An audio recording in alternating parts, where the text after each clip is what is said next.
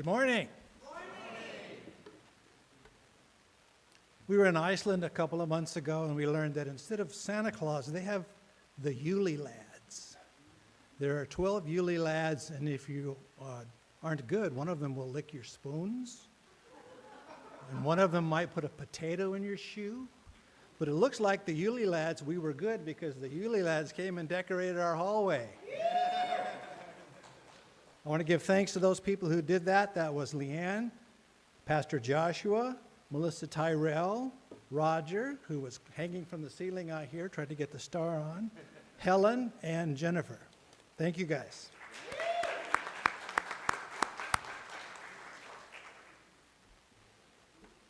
And I have some announcements.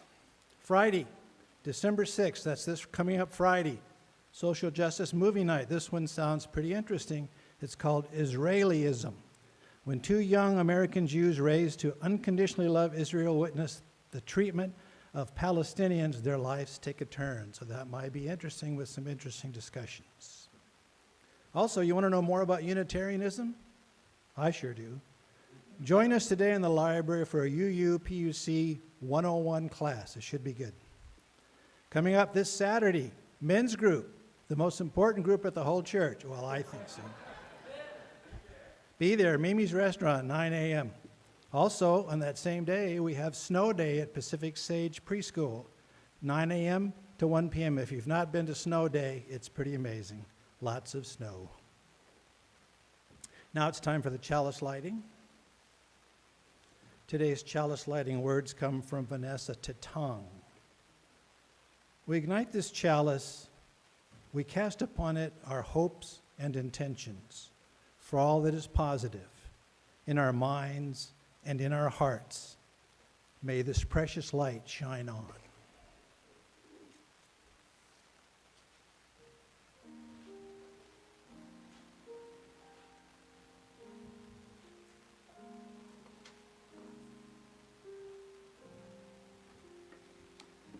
Thank you, Gary. Thank you, Severin and Abraham, for that wonderful prelude. I'm Pastor Joshua. Welcome, and I'd like to say good morning to you as well. Good morning, yeah. It's great to see so many smiling faces here. It's just such a wonderful thing to be here on Sunday morning for me, so thank you for sharing it with me and with all of us here.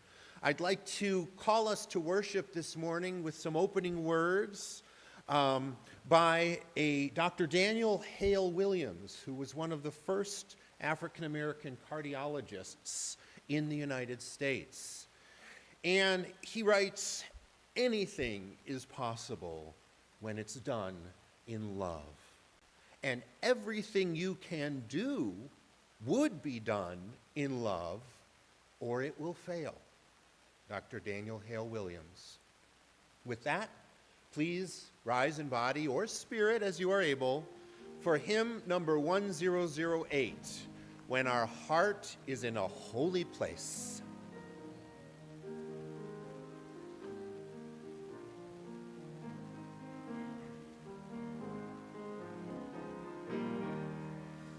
When our heart is in a holy place, when our heart is in a holy place, we are blessed with love and amazing grace. When our heart is in a holy place, when we trust the wisdom in each of us, every color, every creed and kind, and we see our faces in each other's eyes. When our heart is in a holy place, when our heart is in a holy place, when our heart is in a holy place, we are blessed with love and amazing grace. When our heart is in a holy place, when we tell our story from deep inside, and we listen with a loving mind, and we hear our voices in each other's words, then our heart is in a holy place. When our heart is in a holy place, when our heart is in a holy place, place. We are blessed with love and amazing grace when our heart is in a holy place.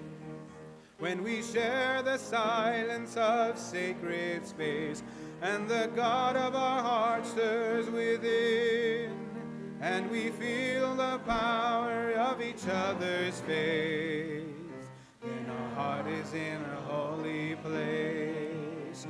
When our heart is in a holy place, when our heart is in a holy place, we are blessed with love and amazing grace.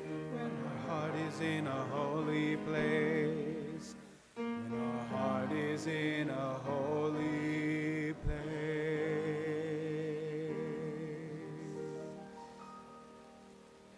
And now I'd like to invite our religious educator up, Haven, to welcome the kids for a moment of all ages, or youth, all youth and young at heart. Yeah. It's your line. Oh, welcome. Please do.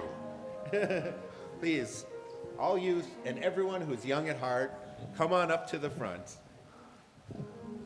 All right, I got a crew today. All right. Okay, today we're going to be talking about our hearts. Does anyone know anything about the heart? What do you know? Yes, exactly. Anybody else? So it keeps our blood pumping, which is what we need to live. So I'd like to do a little exercise with you to show you just how amazing our hearts are. Take one hand and start flexing it. Notice how quickly you start to feel the strain in your hand when your hand gets tired after you flexed it for a while. Now imagine doing that 115,000 times a day. Then imagine flexing your 115,000 times every day for your entire life. That is the rhythm and work of a working human heart. Your heart beats around 115,000 times every day and never stops for your entire life. Can you believe, did you know that? Pretty impressive, right? And it's not just a simple flex like you did with your hand. It actually squeezes strong enough with each 60 to 80 pumps in a minute.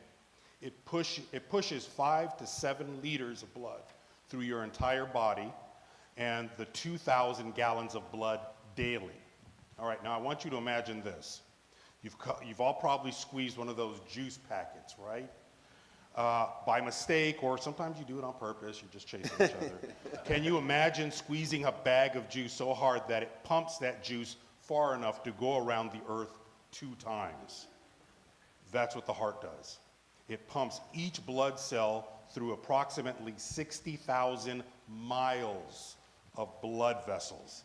Not only all of that, but the heart also does this without our minds conscious. Like we can control flexing and unflexing our hand. It does it automatically. In fact, the heart can even still beat outside of the body. And that's pretty amazing, isn't it? The heart is just one of the reasons the human body is so amazing and powerful. And thank you. Let's go to class. Thank you.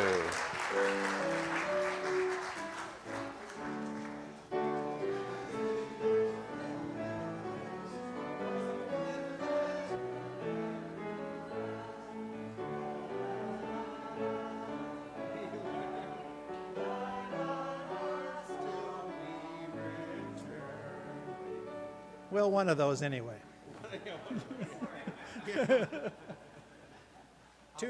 We got 2 for 1 on that one. All right, let's get serious. It's time for our candles of joy and sorrow.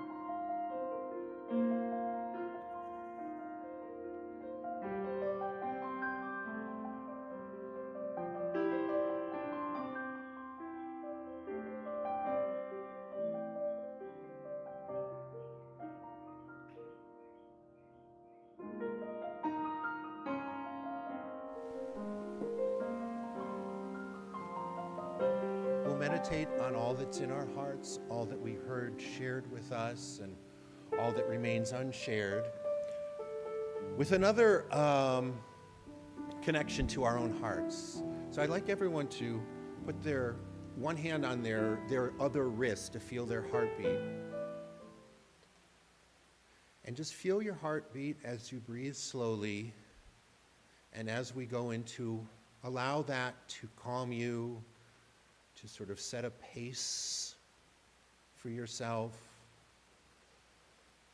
Allow it to bring you some relaxation, the monotonous, steady beat of our hearts that is so resilient. And I'll bang the singing bowl, and we'll go into just a minute or so of meditating on everything we've just heard and everything that's in our hearts.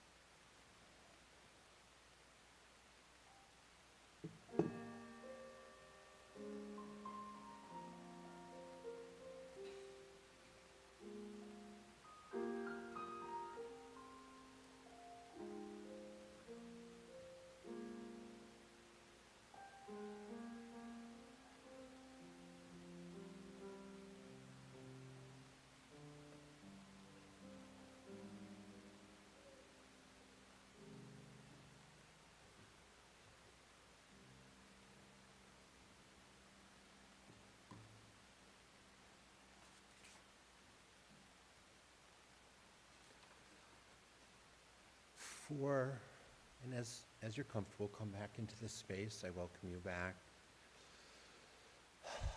Take a deep breath if you need it. Hopefully we've all been centered in our hearts.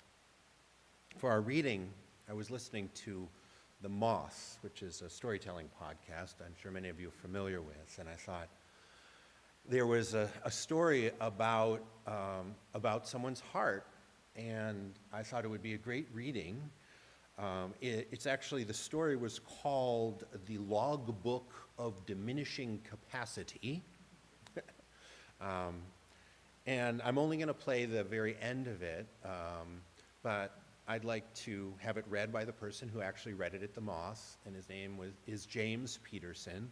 So here's James Peterson at the Moth reading the final few minutes of The Logbook of Diminishing Capacities. Breath, dizzy, fall. And he orders a test I've never had, something that measures calcium deposits in and around the arteries of your heart. A score above 300 indicates you might have plaque clogging the arteries, and anything above that indicates a likelihood of stroke, heart attack, or sudden death. My score was 4,622. The cardiologist wanted me to come in for an angiogram. I said, okay. 2 weeks ago, I wake up in the recovery room, and no stitches, and I don't know what a stent feels like. And the doctor comes in and says, good news, you can go home. And he puts, what? And he puts on a video of my heart, my beating heart. And it's mesmerizing. And yes, there are two arteries 100% blocked with calcium plaque. But those same arteries have created a new network of brand new blood vessels to take up the slack. My heart has done its own bypass. And I say a prayer to this stubborn, precious muscle. It had survived years of bad habits and yet still chose to give me more time. And I know exactly how to use that time. I pick up the phone and I call my daughter. Check out the whole story. It's a great story on the moth. With that, please remain seated for our centering hymn, number 292. Oh, we got to listen to the moth.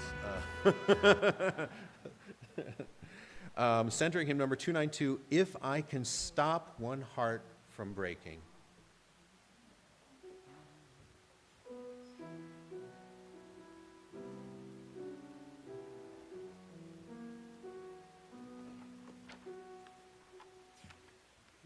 If I can stop one heart from breaking, I shall not live in vain.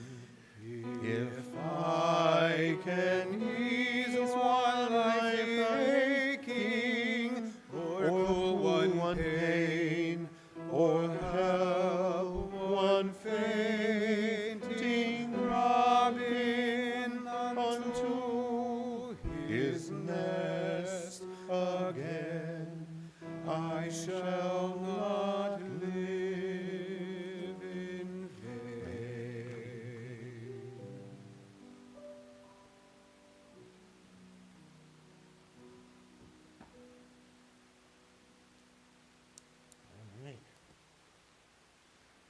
So, many of you may know that I'm a chaplain. I'm a board-certified chaplain, worked at Children's Hospital for a couple years here.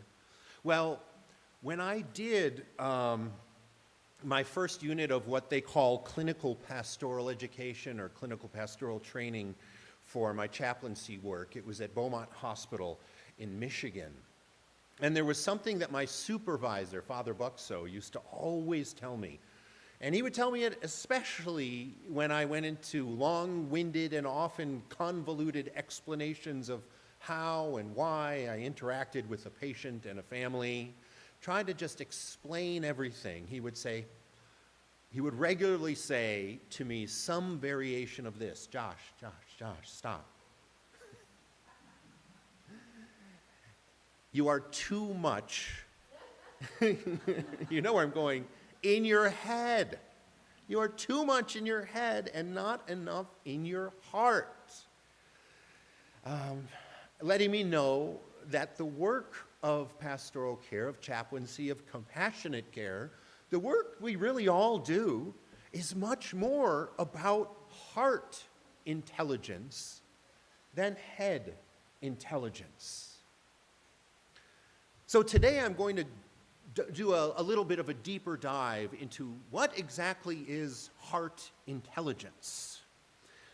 As is my tendency, I'm going to begin by using my head to learn about using my heart. Don't tell Father Buxo. Certainly, the importance of the heart begins with its biological role. As the demonstration that Haven and I did with the youth was meant to give a sense of just how physically and functionally amazing this involuntary organ is. It's incredible. Throughout our entire lifetime, it continuously provides every part of our body system with the blood and with the oxygen needed to function. Outside of some aberrational occurrences, like those the doctors dealt with at Children's Hospital, I worked in the cardiac unit. Outside of those, our hearts in our lifetimes never take a break. It doesn't even really slow down. Sometimes the pace changes, but it's a constant beating. And in the larger scheme of things, it does rarely, in our 70, 80, however many years of life, it rarely malfunctions. Now, my heart does go out, no pun intended, to those who have dealt with the health and life repercussions of a sick heart, of those malfunctions. Because my heart goes out to them and because those things do happen, that is yet another reason that I must never take for granted the functioning and the power and the resilience and the strength of my own heart. So when looking for inspiration, if anyone's looking for inspiration nowadays to keep on keeping on, I know I am. We have that inspiration right here in our chests. It's a precious model of resilience and persistence. Now, as far back as 2,500 years, people began to understand the importance of the heart to sustaining our lives and even understand some of its basic biology. As early as the 15th century, scholars and physicians made several key observations about the anatomy of the heart, including, and some may know this name, Michael Servetus. If you know some UU history, we can talk about that in the class. He was one of the first Protestant reformers to reject the Trinity, thus Unitarianism, not Trinitarianism, and he received a sentence of execution due to heresy. But he was also, many didn't know, a physician, and he was the first European to correctly describe the function of our pulmonary circulation. You've also likely seen Leonardo da Vinci's impressively accurate sketch of the heart. I know that's all over the place. And right before the turn of the 20th century, in 1893, the person I quoted at the opening of the service, Dr. Daniel Hale Williams, one of the, as I said, one of the few black cardiologists in America at the time, he performed the first open heart surgery, during which he sutured cardiac wounds. And this led to shunts, and this led eventually to bypass operations and artery repairs, and it kicked off the era of modern cardiac surgery in and around the 1930s. And then in the 1960s, we had the first functional self-contained artificial heart. And although artificial hearts became more advanced through the years, no artificial heart could really match the working of a real heart to keep a person alive for their lifetime. Today, in fact, the only life-saving treatment for a heart that has failed is replacing it with another heart.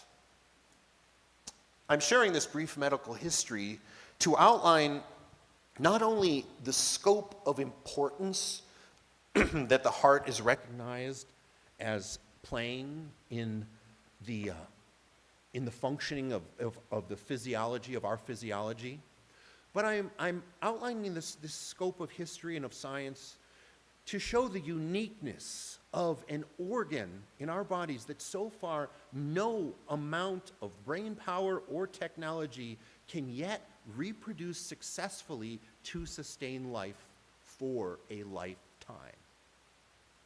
The only thing, as I said, that can function as a human heart is another human heart.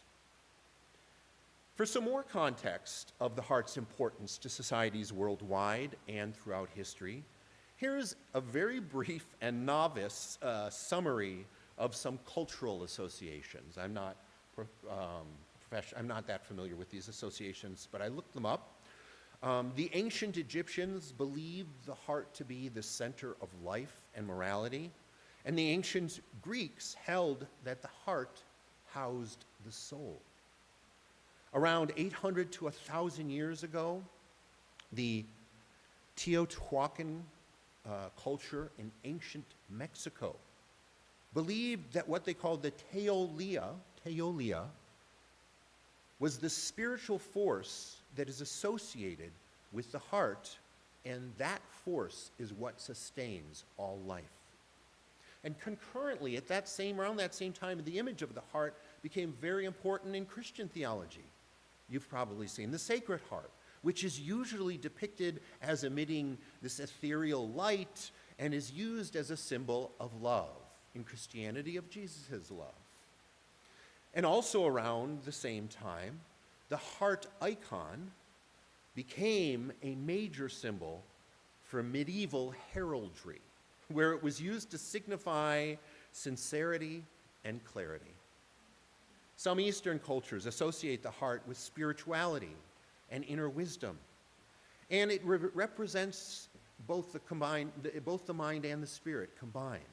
I mentioned a few Sundays ago the Japanese concept of kokoro, and I translated it as heart. But I talked about how it actually represents our entire inner self, kokoro, our heart, our mind, our spirit. In Japanese and Chinese culture, that's what the heart represents. In India, the heart chakra is believed to be the center of love and compassion. For some African cultures, the heart often symbolizes the interconnectedness of communities and the importance of collective well-being, a collective heart.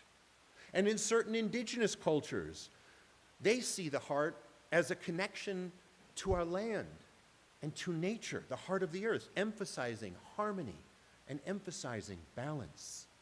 That is the heart. In the Voodoo religion, the heart became the symbol of Erzuli, the Loa, or goddess of love and of beauty and of purity.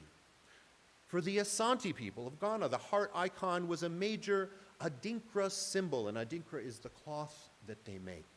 And it represented love, and it closely resembled their own symbol for wisdom, so it also represented wisdom. Into the 18th and into the 19th century, the Western culture, here in the West, the idea of the heart took innumerable meanings. It's the center of functions, it's the center of feelings, it's the center of thoughts, the seat of the soul, and the center of courage, and the center of the intellect. Generally, in Western cultures, the heart is also the symbol of love, as we know. All of those things, humanity understands about our heart intuitively. So in addition to its well-recognized importance to our physical selves by pumping blood, it is well documented that humans have and humans continue to be powerfully aware of the power of the heart to the earth, to the functioning of community, to the functioning of society, as the center of feelings like love and like compassion, and even the heart controlling wisdom and thought, which is traditionally, as we know, the purview of the brain. And as it happens, science has proven that the brain alone does not direct our neurological processing.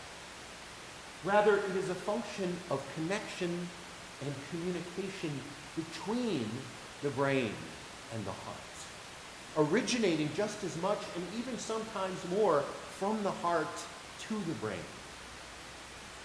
Some of the first researchers in this field called psychophysiology to examine the interactions between the heart and the brain were John and Beatrice Lacey. And during 20 years of research throughout the 1960s and the 1970s, they observed the heart communicating with the brain in ways that significantly affect how we perceive and how we react to our world. Some of you may have heard of the HeartMath Institute, and which calls this type of communication between heart and mind coherent. And they write about a growing body of research indicating that information processed by our heart-brain communication network, which they call the intrinsic cardiac nervous system, that information can influence activity in our brain, affecting psychological factors such as attention level, such as motivation, such as perceptual sensitivity and emotional processing.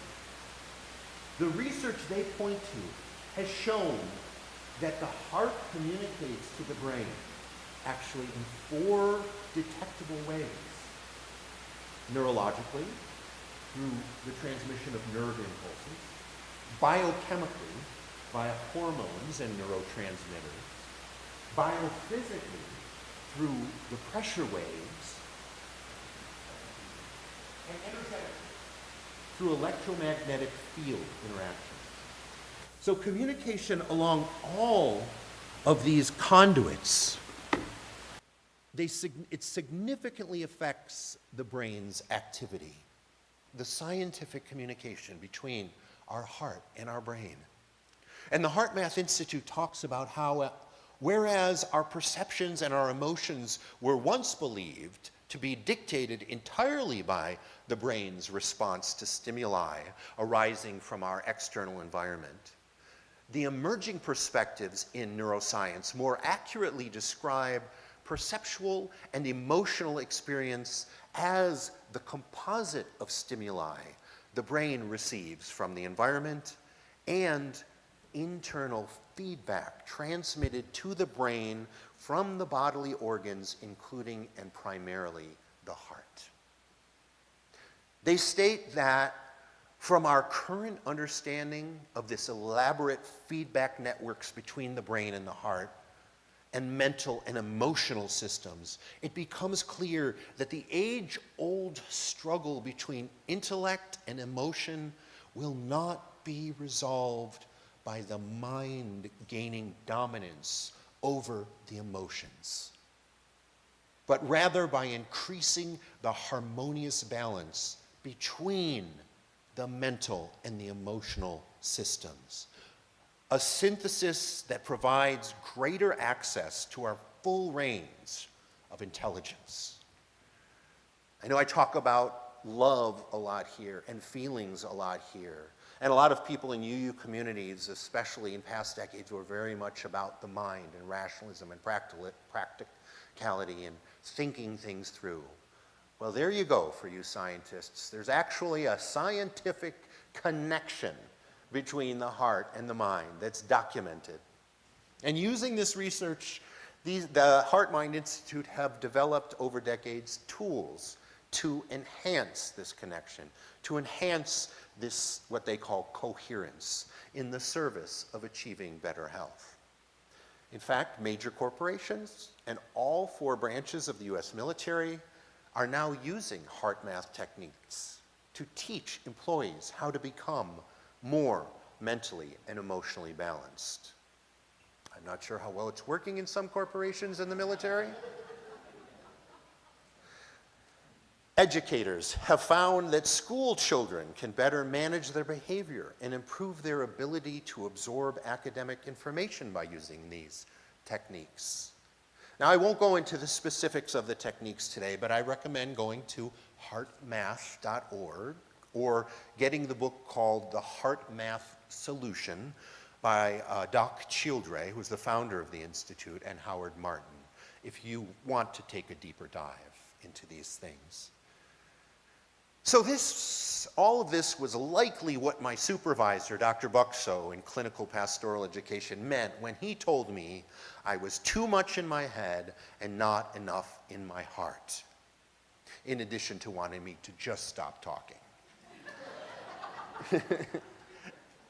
When he said I was too much in my head and not enough in my heart, he wasn't suggesting that I move entirely from my head to my heart to provide compassionate care. That's what I thought at first. Just don't think about it at all. Walk in and just act from your heart, which is a good direction as well. But what he meant was that I was meant to actually enhance this communication between my heart and my head. So heart intelligence is not an oxymoron or just a metaphor for what we feel. It's your heart intelligence. It is actually a scientifically proven biological fact that our heart not only has its own intelligence, but it communicates with our brain to guide our functioning in the world. And some of the issues I see with the current state of society unfortunately arise from too many people also living too much in their heads and not enough in their hearts.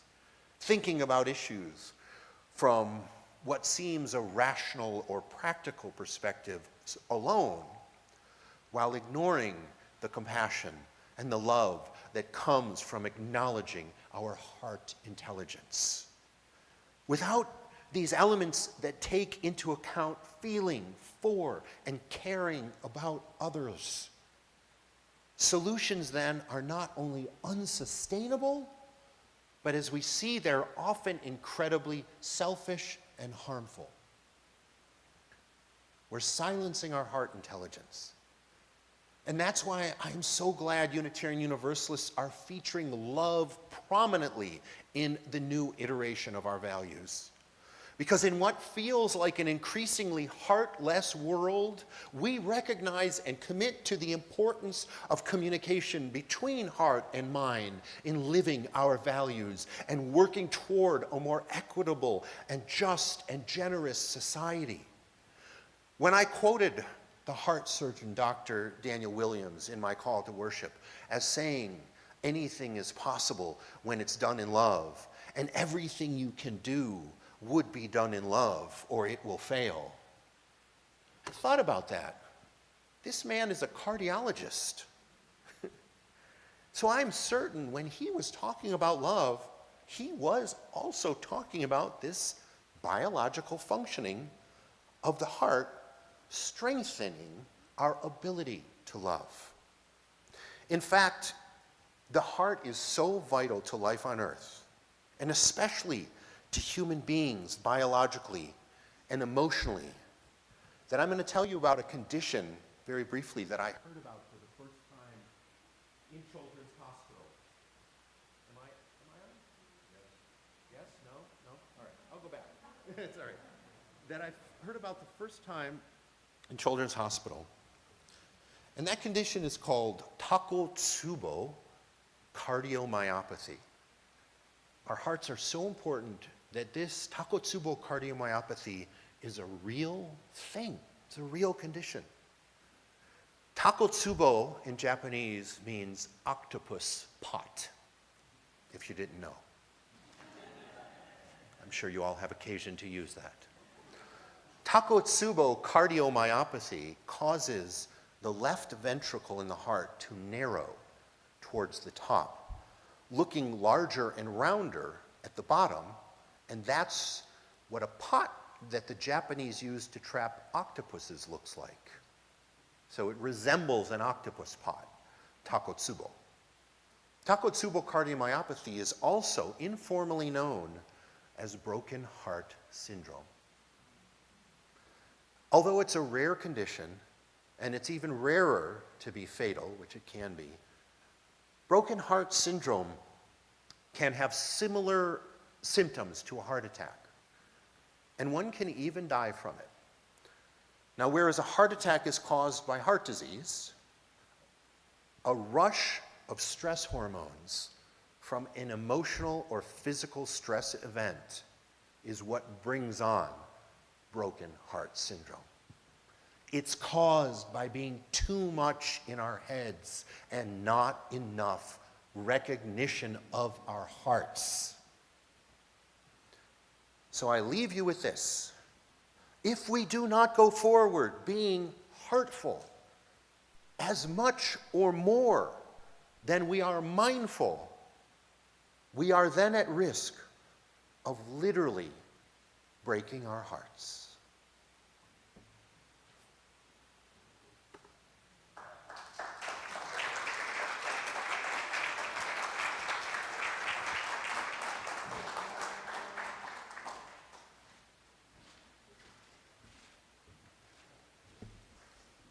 So get those hearts ready to be generous. It's time for our offertory. And I wanted to remind you, it is December, as the Yulee lads have reminded us. So you only have 1 month left to get those year-end donations to PUC. I know many people take their required minimum distribution from their IRAs and send it to the church. And you should do that quickly. Act today to make sure you get those tax deductions.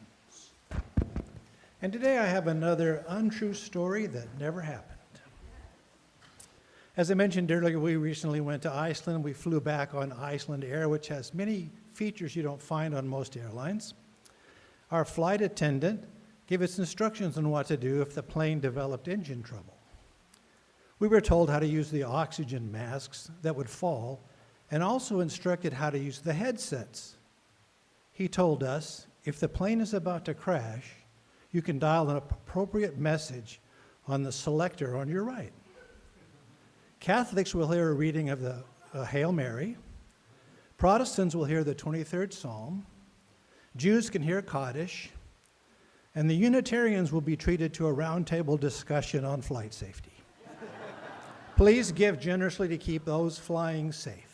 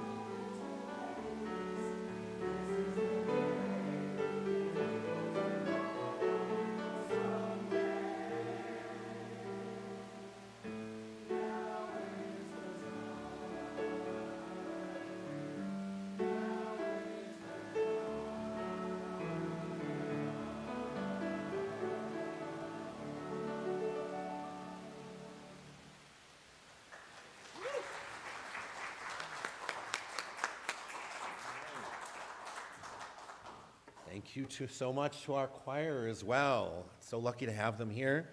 And I just want to say, by the way, that it wasn't Alex's fault that my mic didn't work here. I turned it off in my pocket. And so don't blame him, blame me.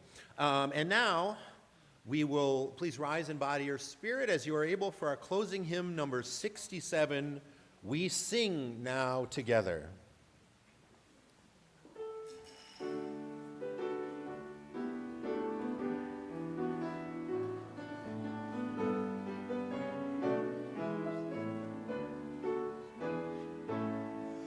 We sing now together our song of thanksgiving, rejoicing in goods which the ages have wrought, for life that enfolds us and helps us, sails and holds us, our leads beyond the goals which our forebears once sought.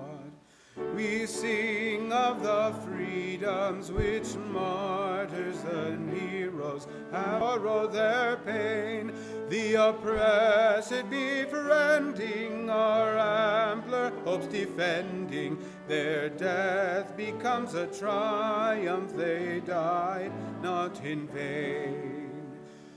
We sing of the prophets, the teachers, the dreamers, designers, creators, and workers tears and sears, our own lives expanding, our gratitude commanding. Their deeds have made immortal their days, not their years. We sing of community now in the making, in every far continent, region, and land, with those of all races, all times and names and places. We pledge ourselves in covenant firmly to stand.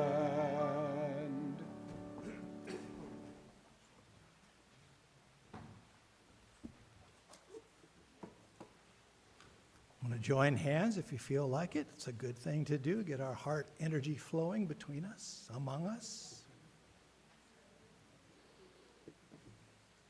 This church is dedicated to the proposition that behind all of our differences, beneath all our dignity and diversity, there is a unity that makes us one and binds us forever together, in spite of the time and death and the space between the stars.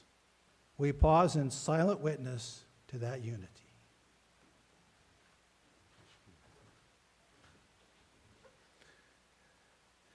May the blessing of love be upon you. May love's peace abide with you. May love's presence illuminate your hearts, now and forever. So be it. Amen, Ashe, Shalom, Salam, Namaste, and blessed be. And now our service truly begins. Please be seated and stay for the postlude, if you will. It's going to be amazing. And then enjoy our lunch afterwards.